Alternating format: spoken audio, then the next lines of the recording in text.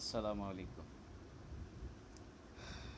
আমি আমার বন্ধুদের প্রতি দৃষ্টি আকর্ষণ করছি এবং আমি সবাইকে আমার অন্তরের অন্তঃস্থল থেকে আন্তরিক অভিনন্দন জানাচ্ছি।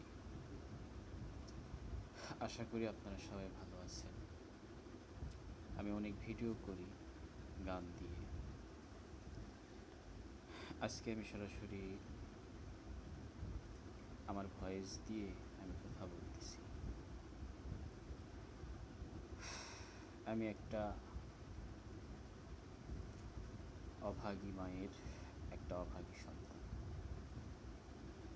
আমার জীবনে অনেক কষ্টের গল্প লুকিয়ে আছে, যা শেয়ার করার মতো পরিস্থিতি এখন আমার নেই।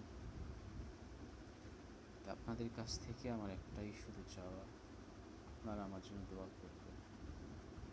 আল্লাহ তাআলা যেন আমাকে যেন সেই ধৈর্য ধরার শক্তি দেয় এবং সেই তৌফিক দেয় এবং সামনের দিকে এগিয়ে যাওয়ার জন্য যে শক্তিটা প্রয়োজন, আল্লাহ যেন সেই শক্তিটা আমাকে দেয়।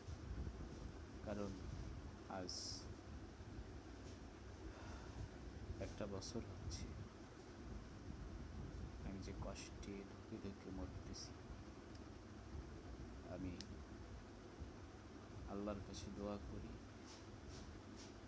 এইরকম কষ্ট যেন, এই বিচ্ছেদের কষ্ট যেন কোনো মেয়ে এবং ছেলেকে যেন না দেয়। কারণ এই জ্বালা, এই যন্ত্রণা মৃত্যু যন্ত্রণার চাইতেও ভয়াবহ, কঠিন। আশা করি আমার কথা সবাই বুঝতে পারছে। আমার জন্য দোয়া করবেন, আপনাদের জন্য দোয়া রইল। আসসালামু আলাইকুম ওয়া রাহমাতুল্লাহি ওয়া বারাকাতুহু। আল্লাহ হাফিজ।